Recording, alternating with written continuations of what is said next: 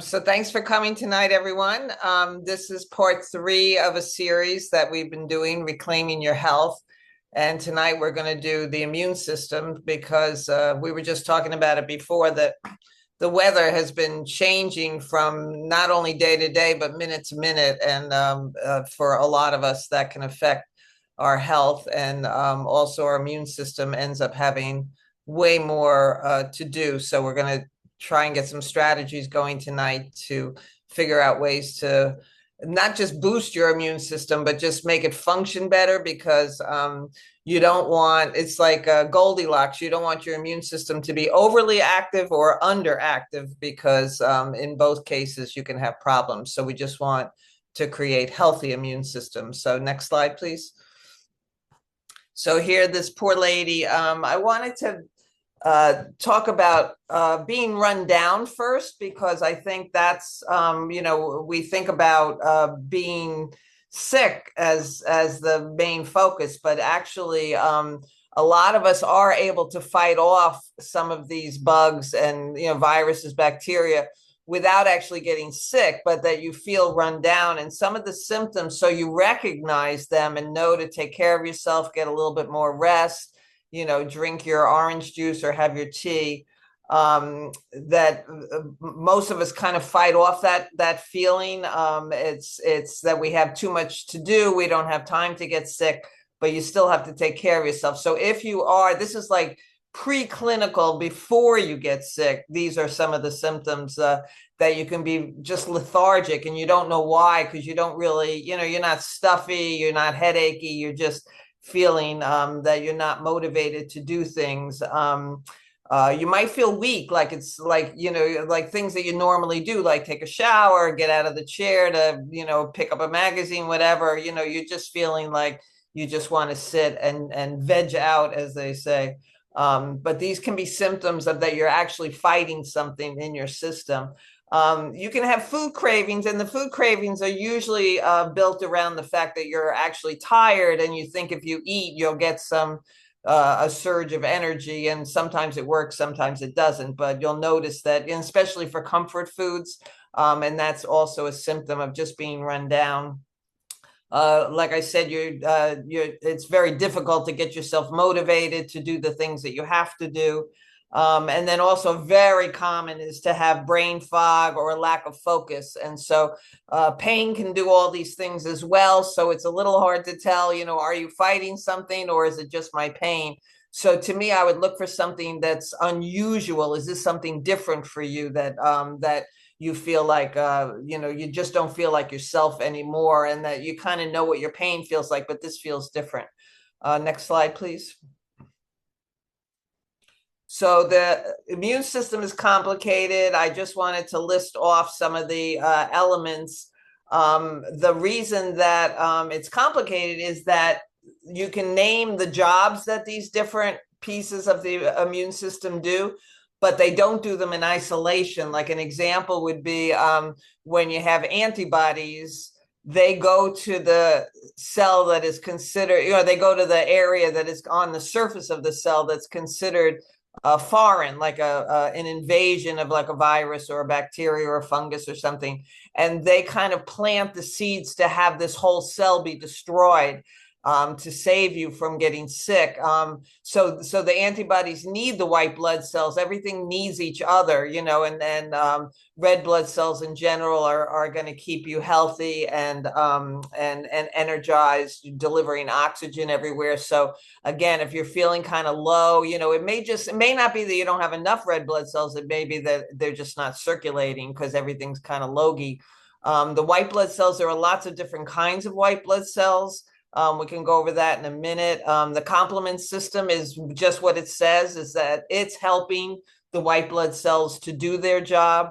The lymphatic system, you can see the picture there on the right, and it has many different parts. We'll go over that in a minute. But the lymphatic system is one of the major places where your body deals with fighting off infections once something has entered your body. The spleen, there are immune tissues, not just like not just circulation, but the tissues are the spleen, the bone marrow, even the thymus, are tissues that then also do things that will help you to build up some of these components of the immune system, like the bone marrow. That's where all your blood and platelets are made. So the bone marrow is tissue that is producing these immune system components. The thymus right now, I'd like you to try this.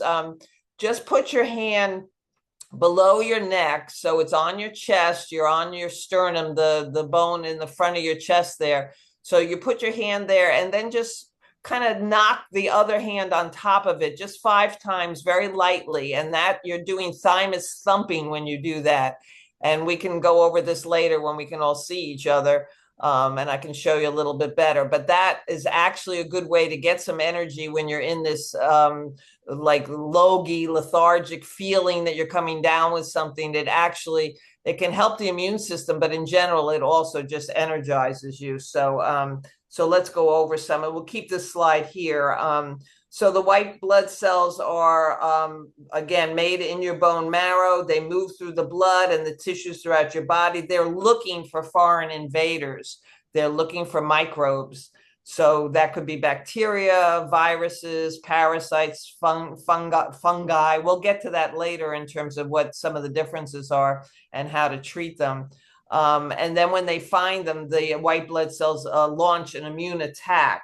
So the lymphocytes inside the lymph system is fluid. So you have these components that are like B cells and T cells. I know with COVID, we all got an education in the immune system. And then there are also natural killer cells. So all these components are really important, but white blood cells is really the umbrella. And then you have all these components underneath that. And there are many other types of immune cells. And we went over antibodies a little bit in terms of that they are produced by the B cells.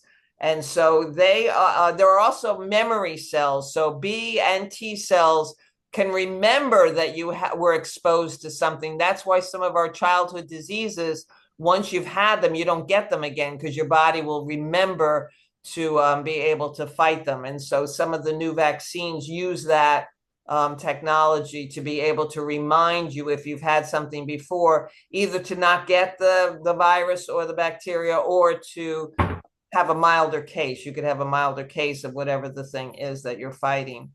Antibodies also work against toxins and poisons. And we'll talk about that later when we talk about nutrition, because you really want to reduce the toxic load of your body so that the immune system can only fight these external pathogens. You don't want them fighting all the cells in your body that are now kind of in this state of not functioning properly. And then if they mutate at all, I don't mean cancer, but if the cells mutate at all and they're on their way out, the body will go and attack them and make sure that they don't turn into cancers and things. So your body is always fighting your own cells in a good way, because some of the cells are ready to die, but they call it senescence, where they're just kind of sleeping, and you don't want those things hanging around. You really want to get rid of them. And so having a functioning immune system, like I said before, is the most important way to do that. So the lymphatic system, what it does in terms of all the fluids throughout the body, it manages all the fluids in the body. So even the interstitial fluids, which are in the connective tissue, like when you get a swollen ankle because you sprained something, or in general, if your pain syndrome causes you to have swelling, that's the lymph system coming into these tissues and managing, that you need to either rest or eventually, hopefully, that the fluids will drain naturally once the healing has been accomplished. So it manages the fluids all over your body. The lymph system also reacts to bacteria. So you have these on the right side there, you have the little red lymph nodes. The actual destruction of the bacteria can take place in those lymph nodes. That's why sometimes we get swollen lymph nodes, because there's something going on. And again, you want to be sensitive to these preclinical, that you're not sick, but there's something going on. So if you have swollen glands, let's say, there can be something going on. And so again, do the homeopathic things that you know, do the rest things and the lifestyle changes, even sometimes hiding under a bunch of blankets can help, help you sweat out some of these things before they turn into something. The lymphatic system also deals with the cancer cells. Those natural killer cells go and find the cells and destroy them.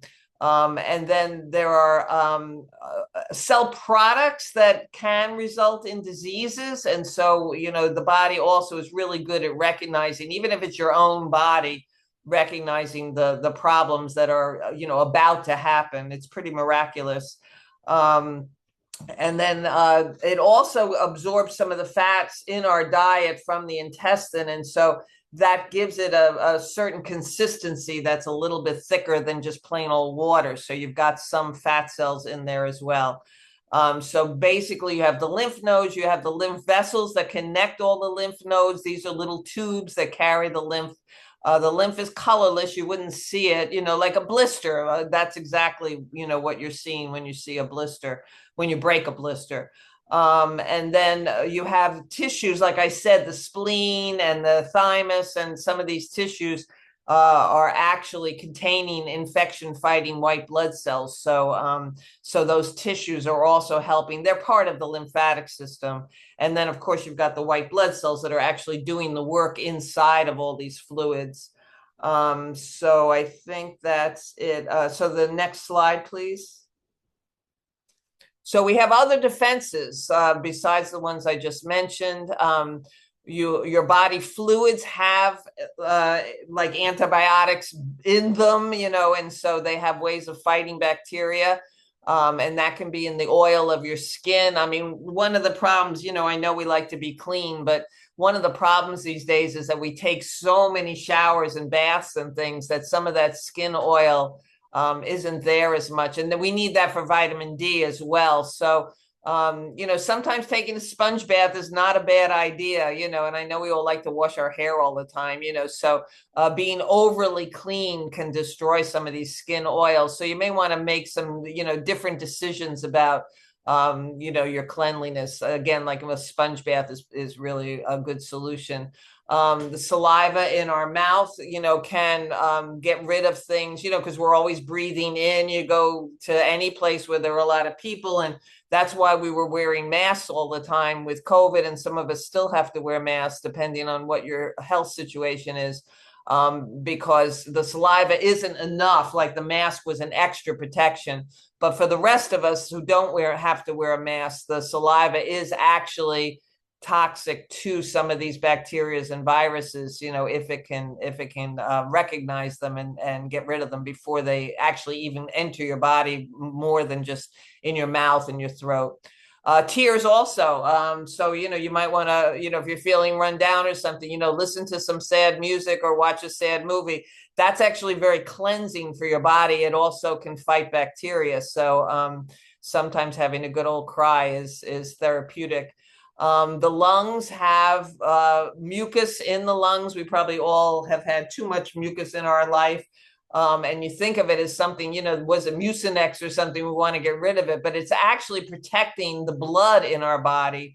And it's actually kind of surrounding these potential pathogens and transporting them out of the body. The lungs have cilia, and that kind of sweeps and sweeps it up into your throat where you feel it. And then you can cough, you can blow your nose, the same thing in the digestive tract. We've got a mucus barrier. If your digestive tract is intact, which is what you want, you don't want to have leaky gut, that the digestive tract is actually forming a barrier. Because, food and a lot of the things we ingest can be a problem, that we don't even know, like our body is always checking to see, is this poisonous, is this toxic? And so you want the digestive tract to be able to do that. And so the mucus lining and the moisture of the digestive tract, that's why they're always telling you to hydrate, make sure everything's moist. So the mucus in your lungs and the mucus in your digestive tract can actually move. If it's dried up, it gets kind of cakey, as you know, and so that's something that you don't want to inhibit the immune system. You want it to work. And also the skin, again, these oils on the skin, but the skin in general is a barrier. That's why when we cut ourselves or after surgery, they're so concerned about infections. And so it's because when the skin is intact, it's protecting us all day long. So again, to appreciate all these different systems that kind of overlap each other and are kind of different lines of defense so that one system isn't overwhelmed. Next slide, please.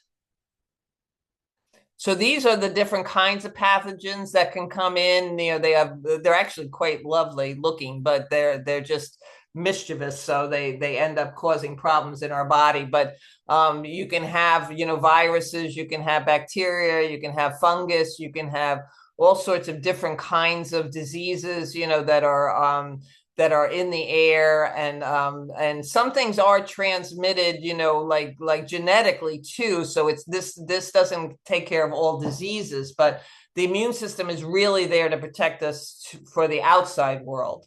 And so next slide, please. So you have here, just this is very, very simplistic, but I just wanted you to get an idea of the difference between bacteria and virus in terms of, you go to the urgent care and what they're looking for is when they test you, is it a bacterial infection? Because they want to know if they give you antibiotics and which bacteria it are the antibiotics going to help you? So that's on the left. On the right is a virus. And so if they test you and find out that you have the flu or COVID or something like that, or even the common cold, then you don't get antibiotics because viruses don't respond to antibiotics. So then you're basically back to the chicken soup and under the blankets and sweating it out. And I remember when I was a kid, it was rubbing alcohol if your fevers got too high. To bring the fever down. Kids can really get high fevers. And so then in the middle are both. So you might have secondary infections. So first you got the virus, you were sick, your immune system is fighting the cold or the flu or even a sore throat. But in the process of doing that, it kind of missed. Remember, I said the saliva has to kind of catch things as it comes in. Sometimes your immune system will miss something. And now on top of the virus, you might have a bacterial infection, a secondary infection. So don't always, it's just good to ask, don't always reject antibiotics because you think that you have a virus and they're not necessary. If the doctor or whoever's looking at you, the physician's assistant, the nurse practitioner, if they're giving you antibiotics, just ask them why, and is it because I have a secondary infection? So some of the examples of bacteria are strep throat, tuberculosis, whooping cough, urinary tract infections. All these respond well to antibiotics, thank God. And then when you have a virus, like I said, that could be the cold or the flu or the sore throat. But when you have both, you can have bronchitis, and again, a lot of times you can see where the head cold starts in your sinuses up in your head and then slowly works its way down into your chest. Ta-da, that's the secondary infection. So you have bronchitis. You can have an ear infection, which again is secondary to this sore throat that you had as a virus. It goes up into your ear. And same thing with a sinus infection, that it might have started as a head cold, but then sometimes you get so stuffy that all that mucus movement that we wanted got stuck. And now that's a breeding ground for bacteria. So then you're going to get a secondary sinus infection. Okay, the next slide, please. So the what to do about it, that's the most important thing to me, is what can we do about all these things? So the foods to avoid are the processed foods, because again, you don't want to, especially if you're run down and you have food cravings and things, you don't want to make your system work harder to process some of these foods because they have a lot of ingredients, most of which we can't pronounce. And even sugar can, I think it was vitamin C that sugar, we'll get to it later, but sugar can actually fight with vitamin C for a spot on the cells. And so now your vitamin C levels are just lower because you have sugar. So again, if you're feeling run down or you're suspicious that you're coming down with something, even though those are comfort foods, it may not be such a great idea right at that time. Once you're feeling better, then you can have the little piece of cake or whatever. Not great to have gluten and grains because, again, there's a lot of work that goes on. It's just a sticky protein and it takes a lot, and some of us are sensitive to it. But your immune system would rather not have to deal with this sticky protein and a lot of grains. And again, they break down into sugar. So then you've got the vitamin C and sugar wars going on again. Dairy can make phlegm. It doesn't always, but it can. The three things that my Chinese medicine teacher told us about phlegm to look out for, and this is very individual, is sometimes dairy can make phlegm, sometimes orange juice can make phlegm, and sometimes chicken can make phlegm. And again, not for everybody, but if you're stuffy, you might want to reflect on the day and what have you eaten, and that way you get a good gauge and you can make good decisions about what for you is going to work. Next slide, please.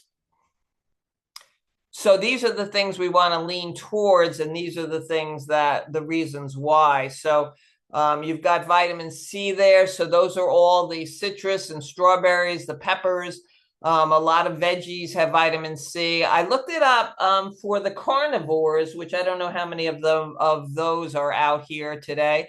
But for people who claim that eating meat is they're with ketogenesis and their go-to for even managing their pain and symptoms and things. You do get vitamin C in the organ meats.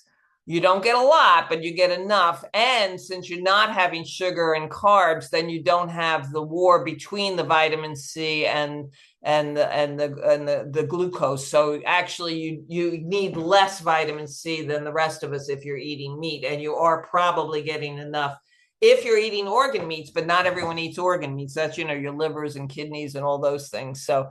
But for the people who are not carnivores, these are all the vegetables and fruits that highlight vitamin C.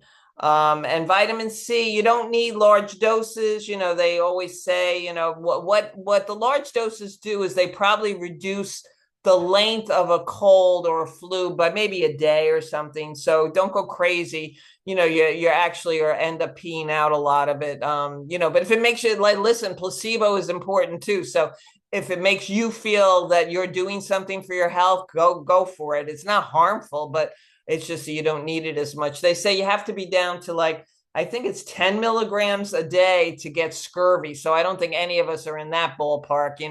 If unless you really have food issues, which some people probably do, that you can't eat any of these things, then you might have to supplement with vitamin C just to be able to get out of that range of, where you're risking having scurvy. Zinc is really good for your immune system. And again, don't go crazy having to take zinc tablets all the time. Again, if it makes you feel better that you're doing something for yourself, I tend to take those things when I'm feeling in that run down state, but I don't take it all the time.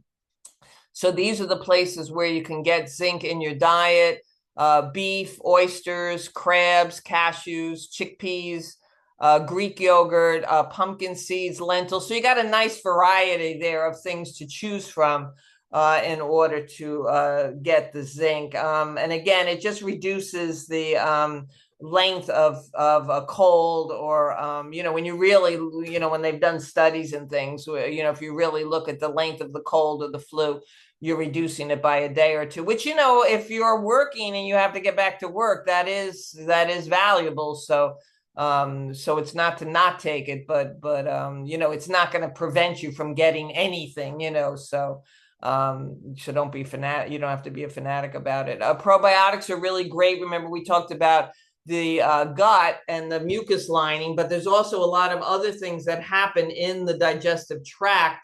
And the probiotics are also really healthy bugs in your gut lining are really protective. And so the more healthy, and that's another reason not to eat the processed food so much, because you kind of get an imbalance of the wrong probiotics. So you want to get the good bugs, not the bad bugs. So yogurt, kefir, kimchi, sauerkraut, miso, tempeh are all the fermented foods are really great for probiotics. And also fiber is a prebiotic, so that's what the bugs eat. So you want to make sure you're getting your veggies as prebiotics, which are really important as well. They need to eat as well. And then you have vitamin E. So you've got the almonds, the seeds, the sunflower seeds, spinach, broccoli, tomatoes, avocados. Of course, there are other things. I'm just trying to give you a list of things that you can, bring to the store. You can take a picture of this slide with your phone, and that way you'll have it there. These slides will be available. The vitamin E, the most important aspect of the vitamin E is that it's an antioxidant, and it helps the membranes of all your cells. So you're basically keeping yourself healthy rather than fighting a particular pathogen. Remember, I talked about those unstable cells, that there's oxidative damage, when we're not taking care of ourselves, or those cells that are trying to die, but they just have lost their oomph. So they're just senescent, they're just sleeping. So the vitamin E helps all of that become healthier, so that your body isn't distracted by these other issues of health, that it's able to just fight the things that are coming in from the outside. So it has been shown, vitamin E has been shown to increase T cells, which is really great. And those are the white blood cells that seek out and destroy harmful invaders. They're kind of the instant ones, and then B cells are antibiotics. So that's a few steps. Like, they go and they make the cell look like a foreign thing, and then the other white blood cells come and take it. But the T cells just go for it right away. So now you have some things to eat. So next slide, please. So then we have the lifestyle support. So these are things that you can do just to keep yourself healthy. Hydration is important. Like I said, for the mucus, that's really important to keep it kind of flowing and moist. And so especially, like, that's why they always say drink a lot of tea, have a lot of soup. It's mostly for the hydration when you have a head cold or a flu. So it's not a bad idea in general to make sure. I kind of put my drinks out in the morning. I do room temperature stuff for the most part. Put them out on the counter in the morning, and that way by the end of the day I've gone through the amount of fluids that I want to, electrolytes, different fluids that I want to be able to ingest that day. The activity and the movement is interesting, because even when you're not doing things maybe like, very quick or aerobically or whatever, when you're in that rundown situation that we talked about with the first slide, when you do activity and movement, which could even be, just going out to take out the garbage, it could be going up and down stairs, all of a sudden you'll notice that you're sweating and you're not sick. Again, we're in that pre-clinical, before you're sick.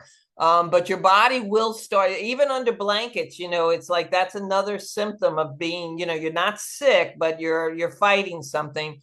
That activity and movement will create the ability to sweat. And then what happens is it actually produces, I think it's pyruvic acid, but anyway, it produces the same things that a fever would produce. So you're producing your own fever. And so that's, you shouldn't be doing that if you already have the flu. Rest is the most important thing. But maybe when you have a cold, that you want to not just sit and feel sorry for yourself. You may want to move around a little bit, because again, it's a response to the movement that your body will kind of heat you up a little bit. And that will, bugs don't like, especially bacteria, they don't like very hot or very cold. So very cold would be what an antibiotic does. It changes, and you may even feel cold when you're taking antibiotics. It's because it's cooling off your whole body to make sure that it's a hostile environment for the bacteria. But the same thing happens on the other side with heat. So a fever will also, bacteria need to stay within a certain range. So when you have this kind of fever reaction that you experience with movement while you're supporting your immune system, that can be something that could be very helpful. So just keep that in mind. Next slide, please. And so basically, we want to support the immune system and kind of get as strong of a functioning, a healthy immune system. Like I said, if you like I do acupuncture, so if I'm building up someone's immune system, I may risk a flare up. I may risk an autoimmune response that is a flare up. So for me, I spent a long time learning how to do treatments that they call it regulate and harmonize your immune system. So we're making a healthy immune system, and that's exactly what this picture is showing, that the bugs are trying to come. And that's why actually there's a hand there. That's why they told you to wash your hands all the time, because that's another, then you put your hands up on your face and the invasion begins. So that's why hand washing is important. But in general, just think of it as you don't want to. That's why I don't do the zinc and and we'll talk about supplements in a minute. All these things that are good for your immune system. I don't go crazy with them. That's also with the vitamin C, just because I feel like that there's a chance that you can kind of excite some of the other tissues in your body, and that could cause pain. So just to be aware, and really, again, we're all individuals. So now that you've heard these things, and you can kind of review the slides later, or even I think this presentation is being recorded. You can go over it later, but to have that idea that I know these things, so now can I make choices that apply to me? Like some of the things that I told you about, maybe you're saying, oh, I never sweat when I go upstairs, when I'm feeling run down, but some people do. So it's just, and I never get phlegmy and congested with dairy. I love dairy, so some of that's your genetics and where your ancestors are from and stuff. So we just have to really take all these things in and just see if they apply to us as individuals. So next slide, please. So here we have just a few suggestions that we hadn't gone over yet. The beta glucans, they're very good for a healthy immune system. And again, a well-functioning immune system. Sometimes beta glucans are, when you look at the label, it might be under the name of Wellmune, so it's the same. And that's the yeast version. So this is for immune system support. The beta glucans act as a biological response modifier, meaning that they activate the immune systems, the immune cells, like the Pac-Man, the macrophage. We said that the white blood cells, that's the umbrella name, but that there are all these components. Neutrophils are also white blood cells. So these beta glucans will actually activate the white blood cells to fight against potential pathogens. So again, there are all these cells waiting around to do things, but sometimes they get quiet and you need a little movement or a little,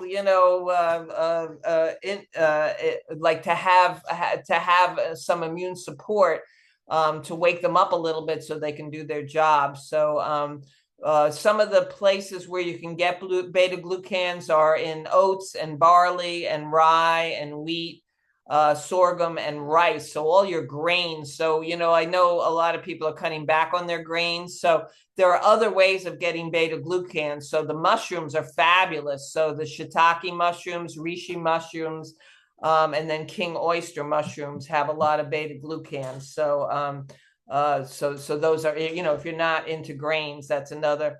The other is baker's yeast, seaweeds and algae. So that's actually kind of yummy. So, your Japanese and your Asian foods and things sometimes have that. So those are ways of getting that. Now, the echinacea, you see a picture of that down on the right side on the bottom. That's a plant, an herb, a flower, and that acts as an antibiotic in terms of it cools you off. So again, be careful to take it when you want to cool off something that you know you have. If you're taking echinacea all the time because you think it helps your immune system, you're actually cooling off your whole body.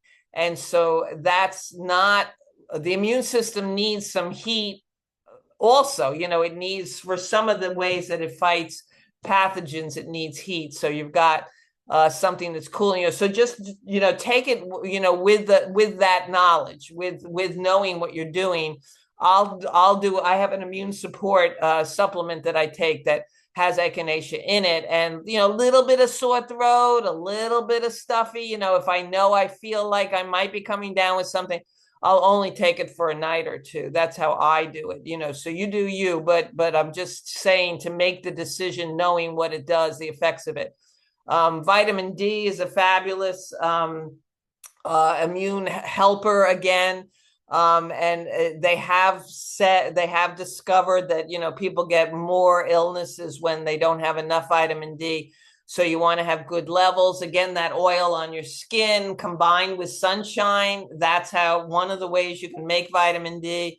You can also ingest it in a supplement. There are a lot of foods that are fortified with vitamin D, but they're not the right kind of vitamin D. You want vitamin D2 and in terms of absorption and being able to support the immune system. The vitamin D1 needs to be turned into D2 in your body. So if you can get the vitamin D2, so the fortified ones, it's an extra step, but it's better than nothing for sure.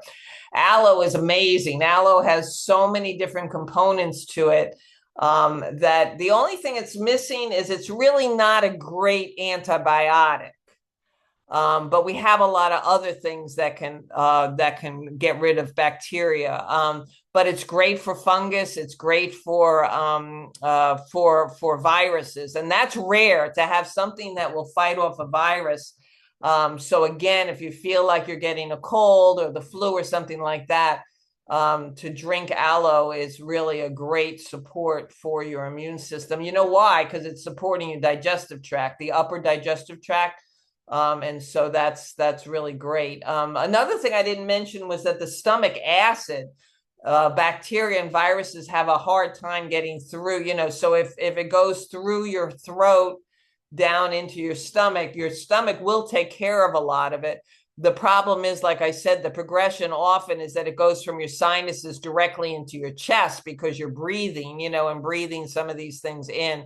So the aloe doesn't help that. But if it is being fought off by the digestive system, the aloe will help a whole bunch. So we have time for some questions. Let's go back and see what everyone's up to.